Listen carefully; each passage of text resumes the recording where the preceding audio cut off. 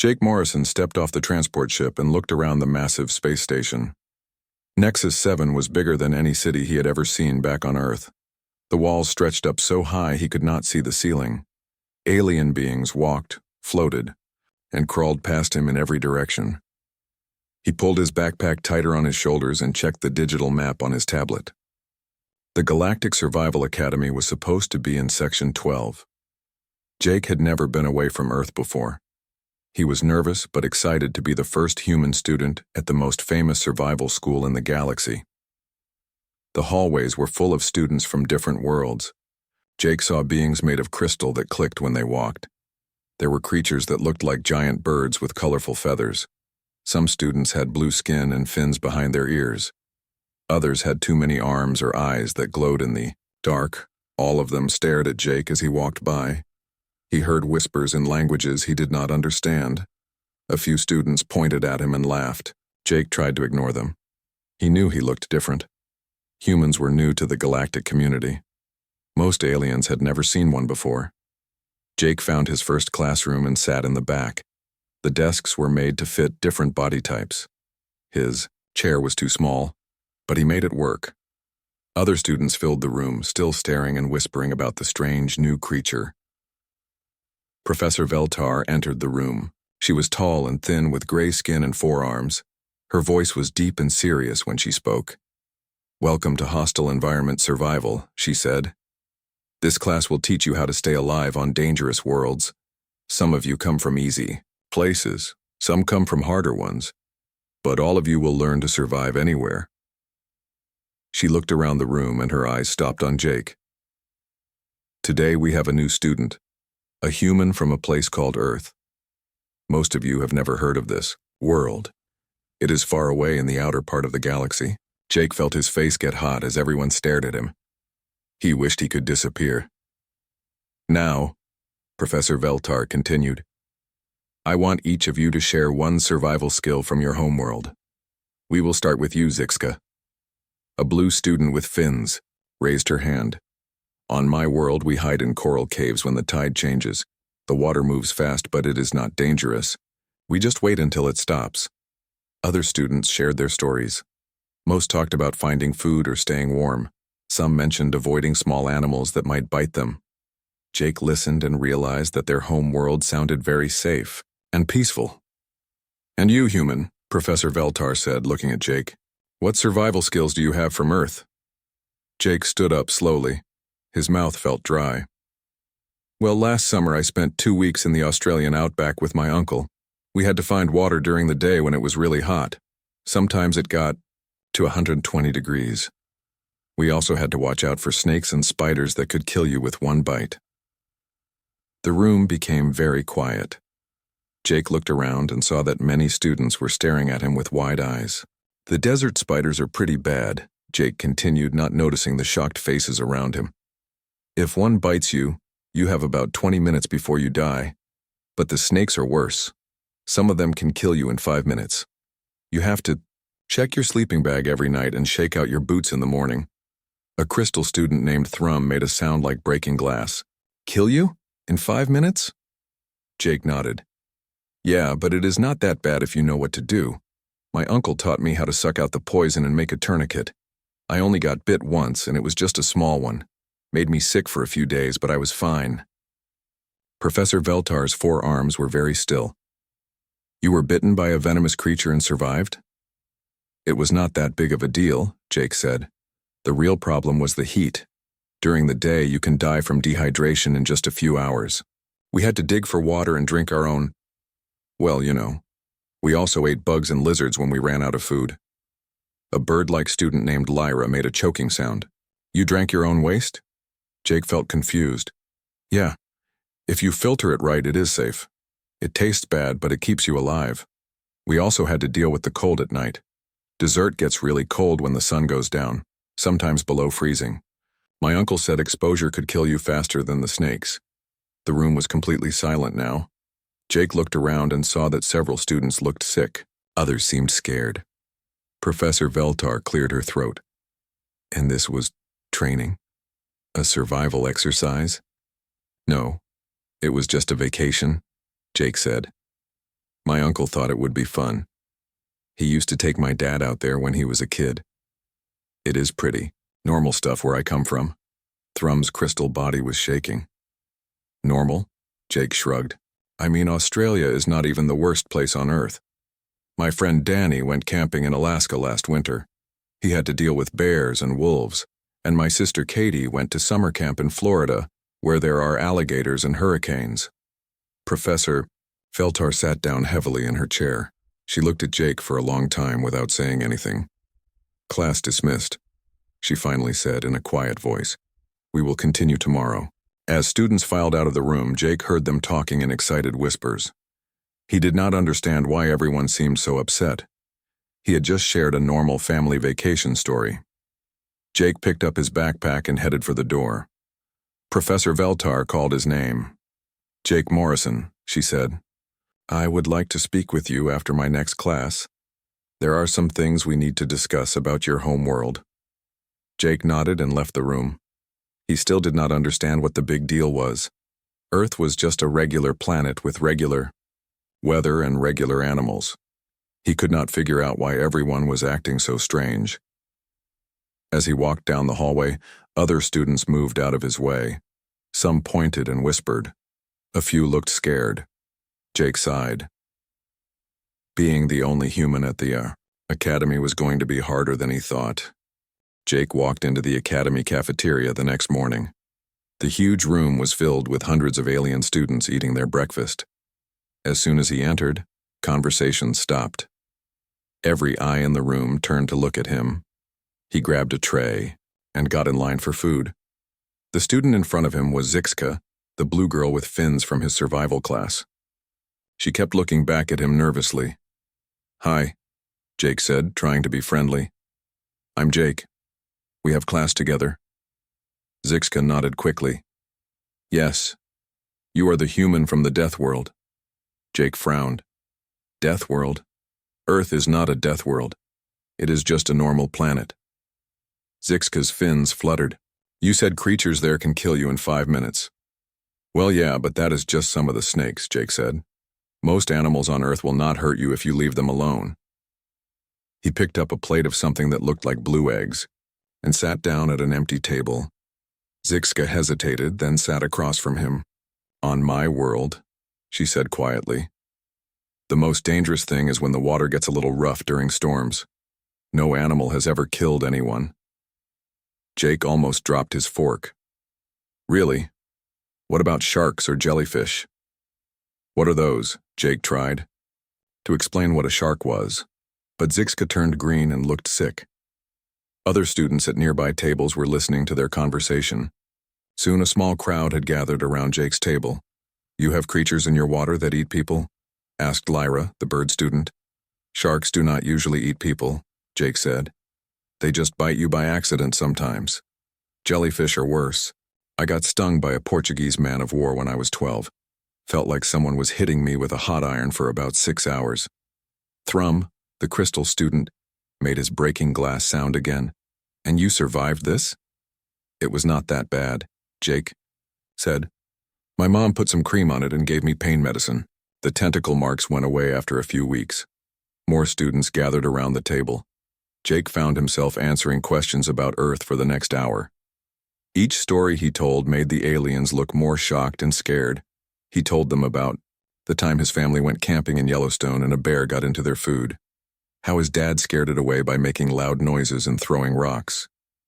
He mentioned the thunderstorm that hit while they were hiking, and how they had to take shelter under a cliff when lightning started hitting the ground around them. Lightning strikes your planet? Asked a student with purple skin and 6 arms. All the time, Jake said, especially during summer storms. It kills about 20 people every year, but that is not very many considering how often it happens. The aliens looked at each other with wide eyes. Later that week, Jake was in the library, working on an assignment with Zixka. They had to write a report about aquatic survival techniques. Zixka was struggling because her homeworld's oceans were so safe.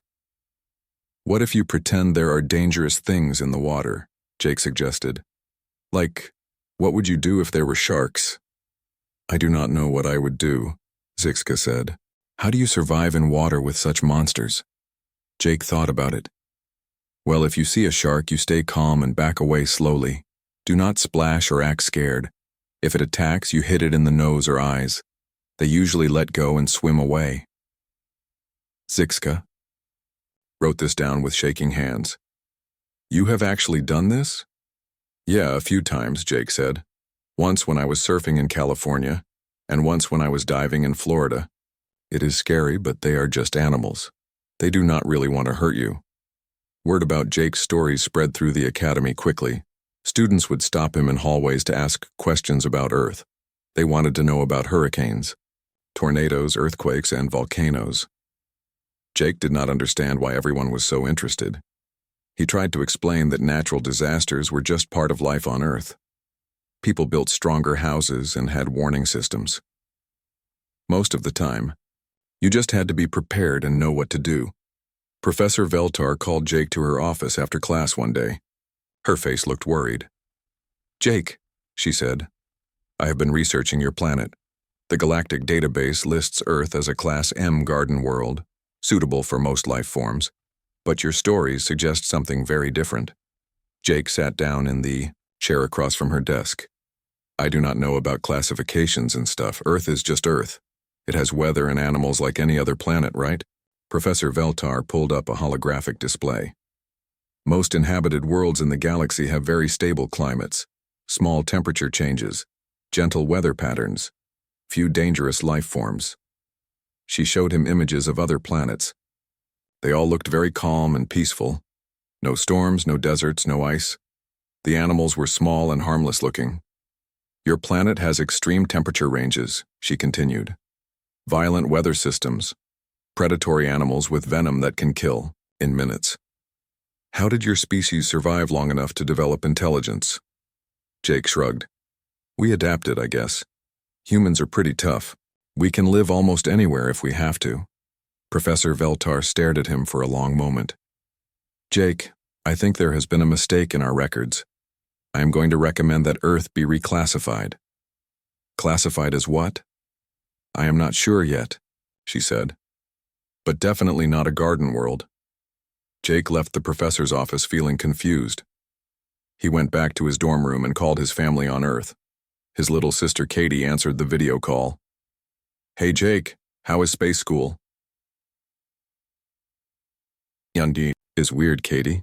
Everyone here thinks Earth is super dangerous. Katie laughed. That is stupid. Earth is boring. Nothing ever happens here. In the background, Jake could hear a news report about a tornado warning in their area. Katie, you should probably go to the basement, Jake said. Why? It is just a little tornado. Mom said it is not even an F3. Jake realized that his sister, who was only 14, was more calm about deadly weather than his alien classmates were about gentle rain. Maybe Earth really was different from other worlds. 3 weeks after Jake's first day at the academy, Professor Veltar made an announcement that changed everything. Today we will run the nightmare scenario simulation, she told the advanced survival class. This is normally reserved for final year students, but I have decided you are ready. Jake sat in the back row with his usual group. Zixka, Thrum, and Lyra had become his study partners, though they still seemed nervous around him most of the time. Professor Veltar activated a large holographic display. It showed a dark, rocky planet with red skies and strange twisted trees. This is Kepler 442c, she said. A Class B death world. Acid rain, poisonous plants, predatory wildlife, and extreme weather changes. The simulation will last 72 hours. You must survive as a team. Students around the room shifted nervously. Several raised their hands with questions about safety protocols and emergency exits. The simulation cannot actually hurt you, Professor Veltar explained. But it will feel completely real.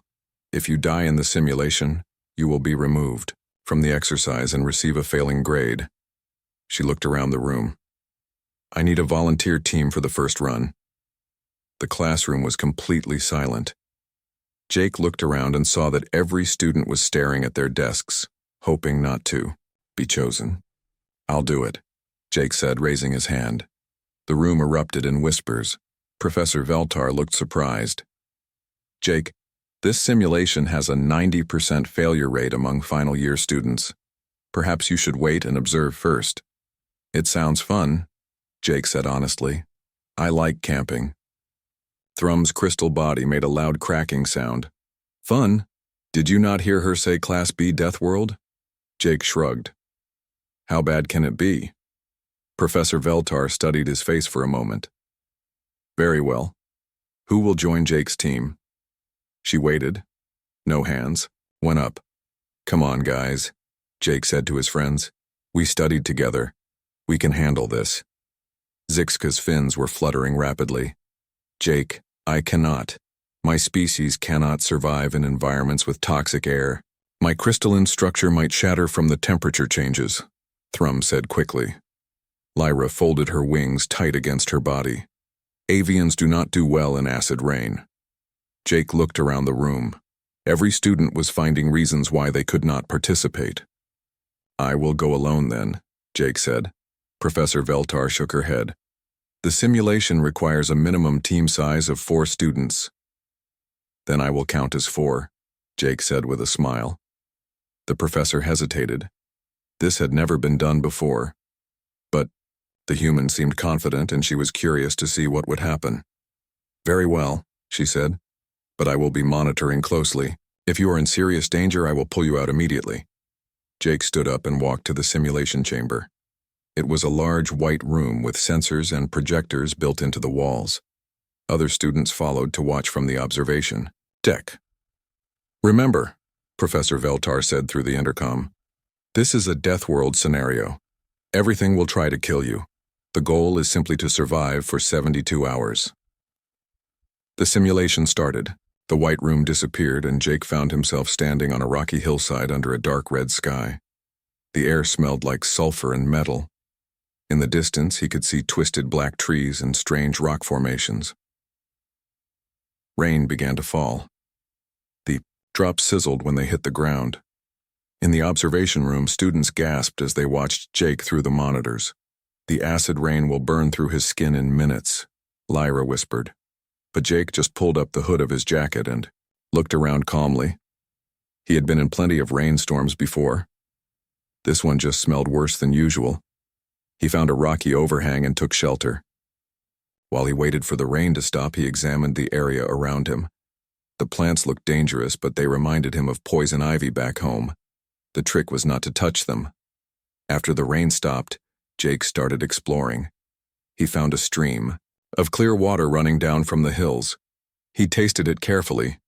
It was bitter but seemed safe to drink. He is drinking the water, Thrum said in shock.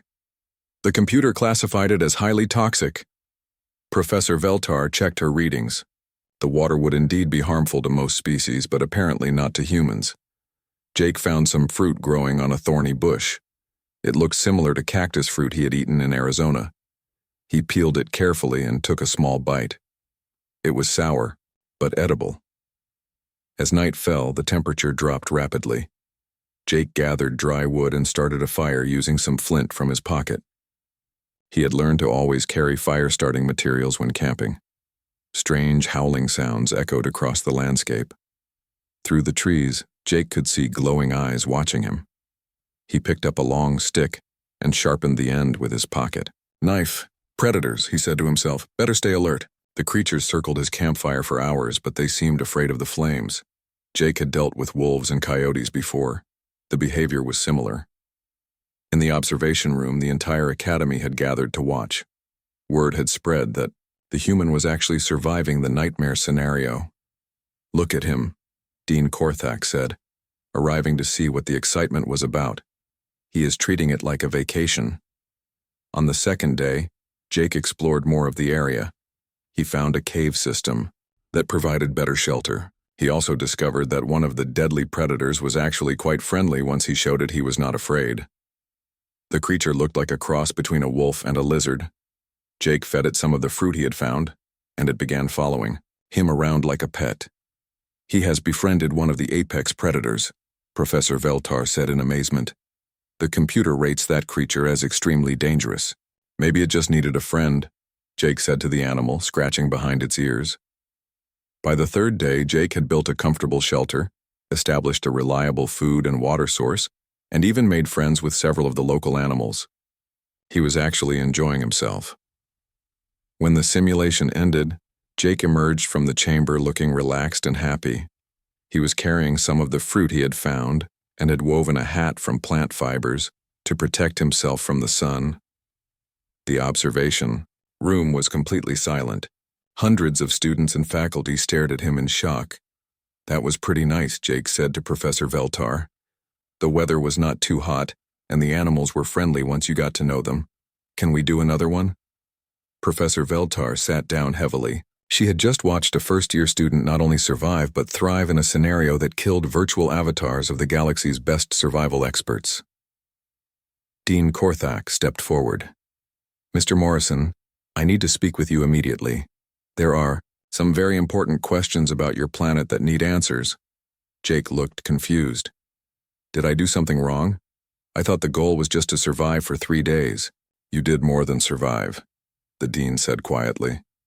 "You made it look easy. And that should be impossible." As Jake followed the dean out of the room, students whispered excitedly behind him. Word was already spreading throughout the academy and beyond. Earth was not what anyone had thought it was. Jake sat in Dean Korthak's office feeling very confused. The dean was a large gray creature with 6 legs and compound eyes like an insect. He had been asking Jake the same questions for over an hour. "Tell me again about your planet's classification," the dean said, looking at his computer screen. "I do not know much about that stuff," Jake said for the 10th time. "Earth is just Earth. We have weather and animals like everywhere else, right?" Dean Korthak made a clicking sound with his mandibles. "Mr. Morrison, our records show Earth as a Class M garden world. Peaceful, safe, suitable for most galactic species to visit." "I guess so," Jake said. "Lots of people live there, about 8 billion humans." The dean's compound eyes widened. 8 billion? On one planet? "Yeah, why?" "Most inhabited worlds support maybe 1 or 2 billion beings at most. Higher populations usually mean the environment is very safe and easy to live in." Jake thought about this. "Well, Earth used to have fewer people, but we got better at medicine and farming. Also, we learned to live in places that used to kill people." "What do you mean, places that used to kill people?" Jake scratched his head. "Like deserts and mountains and cold places. My great-grandfather lived in Alaska where it gets 70 degrees below zero in winter. My uncle lives in Death Valley where it gets 130 degrees in summer. People live everywhere now." Dean Korthak was typing rapidly on his computer. 70 degrees below zero? 130 degrees above? Those are not survivable temperatures for most species. "They are not that bad if you have the right clothes and shelter," Jake said. "Humans adapt pretty well." The dean leaned back in his chair. "Mr. Morrison, I am going to show you something. These are images of other inhabited worlds in the galaxy." Holographic display activated above the desk. Jake saw planet after planet that looked incredibly peaceful. Green fields, calm oceans, gentle hills. No storms, no deserts, no ice. The animals were all small and harmless looking. "These worlds have temperature ranges of maybe 20 degrees total," the dean explained. "Gentle breezes instead of wind, light rain instead of storms. The most dangerous animal on any of these planets might give you a small scratch." Jake stared at the images. "They look really boring." "Boring." The dean made his clicking sound again. "These are considered paradise worlds, luxury vacation destinations. But there is nothing to do," Jake said. "No mountains to climb, no rivers to raft, no forest to explore. How do people have adventures?" Dean Korthak stared at Jake for a long moment. "Mr. Morrison, most species do not seek out danger for entertainment." Over the next few days, news about Jake's simulation performance spread throughout the galactic academic community. Scientists, military officials, and government representatives started arriving at Nexus 7 Station. Jake found himself the center of attention everywhere he went. Aliens would stop him in hallways to ask questions or just stare at him. Some seemed fascinated, others looked scared. Professor Veltar called Jake to her office with a group of visiting xenobiologists. They were all different species, but they all had the same amazed expression when they looked at him. "Jake," Professor Veltar said, "these scientists want to understand how humans evolved. Can you tell them more about Earth's environment?" Jake spent the next 2 hours describing what he thought were normal things about Earth. Hurricanes, earthquakes, tornadoes, blizzards, heat waves, floods, droughts, and wildfires. The scientist took notes frantically. "And your species survived all of these?" asked Dr. Kethmar, a tall alien with purple skin. "We more than survived," Jake said. "We learned to predict them and prepare for them. Some people even study storms. For fun. My neighbor Charlie chases tornadoes with a camera." The scientists exchanged shocked looks. "What about the predators you mentioned?" asked another scientist. "Bears, sharks, venomous snakes." "Oh, they are not really that bad," Jake said. "You just have to be smart about them. Do not get between a mother bear and her cubs. Stay out of the water during shark feeding times. Watch where you step in snake country. Basic stuff." Dr. Kethmar was shaking his head slowly. Basic stuff. He calls avoiding apex predators basic stuff. Meanwhile, Jake's friends at the academy were dealing with their own problems. Other students now treated them like celebrities because they knew the famous human. "Is it true he can survive in boiling water?" a student asked Zixka during lunch. "I do not think so," Zixka said. "But he did say he likes hot baths." "Hot baths?" The student looked horrified. "How hot?" he said. "Around 100 degrees. The student fainted. Thrum was having similar conversations. "Jake told me his people sometimes eat food that burns their mouths on purpose," he told a group of crystal beings.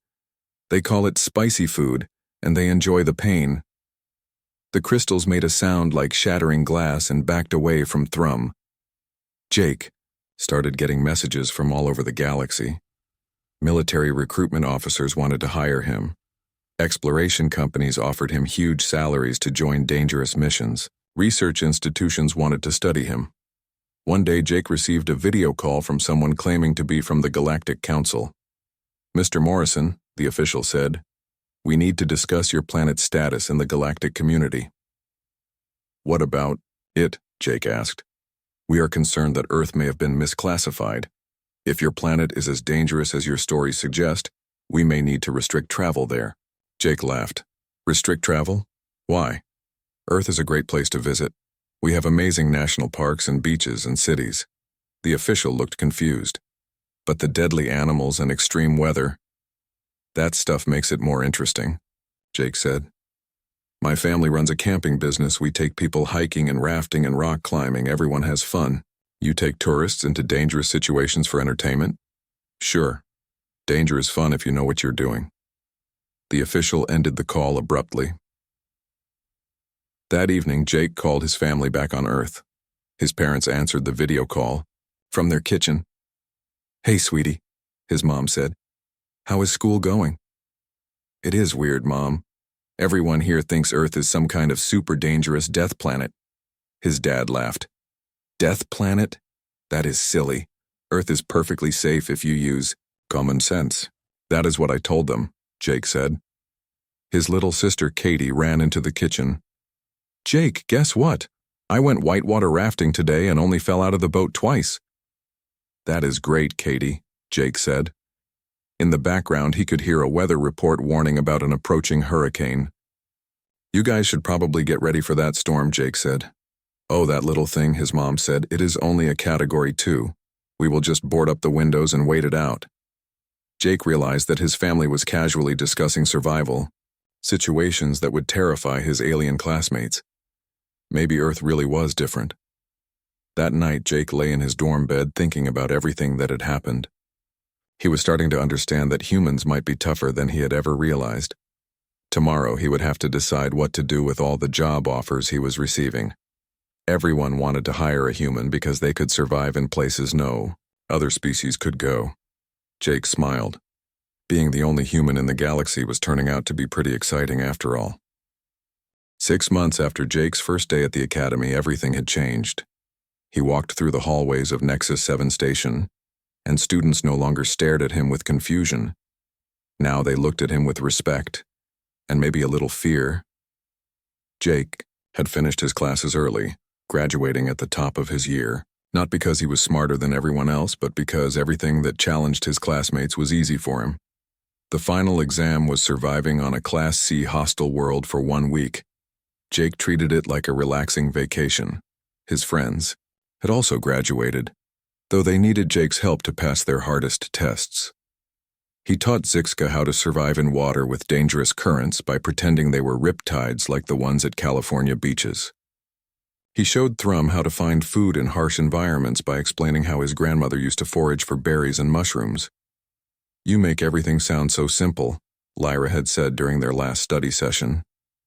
"It is simple," Jake replied. "You just have to think of it like a game. What would you do if you were camping with your family?" "My family does not camp," Lyra said. "No one on my world camps. We live in safe cities with controlled environments." Jake realized then how different his upbringing had been from everyone else's. Now he sat in Dean Korthak's office one last time before leaving the academy. The dean had a thick folder on his desk labeled Earth Reclassification Project. "The Galactic Council has made their decision," the dean said. "Earth is now classified as a Class A Deathworld, the most dangerous inhabited planet in known space." Jake frowned. "That seems kind of harsh. Earth is not that bad." "Jake, your planet has weather systems that could destroy cities, animals that can kill with one bite, natural disasters that happen regularly, and somehow 8 billion humans live there happily." "When you put it like that, I guess it does sound pretty intense," Jake admitted. The dean clicked his mandibles. "The council has also decided that Earth will become the galaxy's premier training ground for extreme environment specialists, military, units, exploration teams, and survival experts from across the galaxy want to train there." Jake's eyes lit up. "Really? That is awesome. My family's camping business is going to love this." "Your family runs a business taking people into dangerous situations?" "Yeah, we take tourists hiking in the mountains, rafting down rivers, camping in the desert. Dad always says the best adventures have a little bit of risk." The dean made notes on his computer. "We will need to establish safety protocols for non-human visitors to Earth." "Good idea," Jake said. "Most aliens probably should not try the advanced stuff right away. Maybe start them with easy hikes and car camping." After leaving the dean's office, Jake went to find his friends. They were in the cafeteria, celebrating their graduation. "Jake," Zixka called out when she saw him. "Did you decide which job offer to take?" Jake had received dozens of offers from companies across the galaxy. Everyone wanted to hire a human for their most dangerous missions. The pay was incredible, but Jake had already made his choice. "I am going to start my own company," he announced.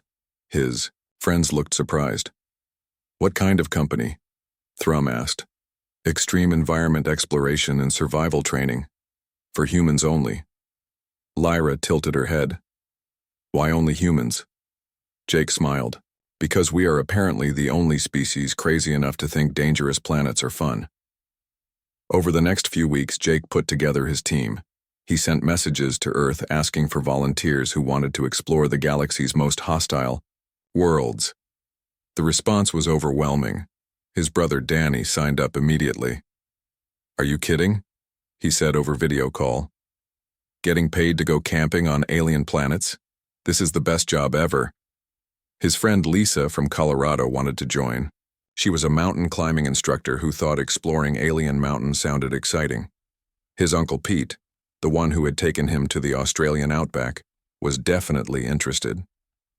"Alien deserts?" Pete said. "Sign me up." Soon Jake had assembled a team of 20 humans, all experienced in different types of extreme environments. They called themselves the Deathworld Exploration Team. Their first mission came from the galactic military. A Class A planet had valuable minerals, but it was too dangerous for normal survey teams. The planet had acid storms, predatory plants, and temperatures that changed by 100 degrees between day and night. "Sounds like Arizona in summer," Jake told his team during their briefing. The mission was a complete success. Jake's team not only surveyed the planet but established a permanent base there. What the military thought would be a dangerous 6-month mission, the humans completed in 6 weeks. More contracts followed. Jake's team explored frozen worlds that reminded them of Antarctica, jungle planets that were like the Amazon rainforest, and volcanic worlds that felt like Hawaii. Each successful mission added to humanity's reputation as the galaxy's ultimate survivors. One day, Jake received a video call from Professor Veltar. She was smiling, which was unusual for her serious demeanor. "Jake, I wanted to thank you," she said. "For what? You have revolutionized survival education. Every academy in the galaxy now requires students to study human survival techniques. Your stories from Earth are taught as advanced survival theory." Jake laughed. "My camping trips are advanced survival theory? The time you got lost in the woods for 3 days and found your way home by following a stream? That is now called the Morrison navigation method. I just walked downhill until I found water, then followed it." Exactly. Simple but effective. Very human. After the call ended, Jake looked out the window of his ship at the stars. He was heading home to Earth for the first time since starting at the academy. His family was excited to see him, and he was excited to see them. But more than that, he was excited to show them the galaxy. His parents had agreed to help establish Earth as a training center for galactic survival specialists. His sister Katie, now 15, had already volunteered to be a guide for young alien visitors. "This is going to be so cool," she had said. "I can teach them how to ride bikes and swim in the ocean and roast marshmallows over a campfire." Jake smiled, thinking about alien students trying to roast marshmallows. They would probably be terrified of the fire. As his ship approached Earth, Jake felt proud of what he had accomplished. He had started as just a confused kid from a small planet that nobody knew about. Now he was the leader of the galaxy's most elite exploration team, and his home planet was famous throughout known space. Earth had gone from unknown to legendary, and humans had earned their place as the galaxy's ultimate survivors. But to Jake, the best part was that he got to share his love of adventure with the rest of the galaxy, even if they thought he was completely crazy for enjoying it. Professor Veltar was right about one thing. It was very human.